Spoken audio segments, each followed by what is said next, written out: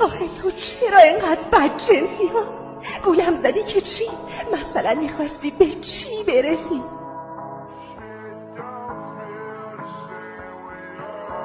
خدای من باورم نمیشه. واقعا خیال میکنی من با آدمی مثل تو میتونم زندگی کنم؟ نه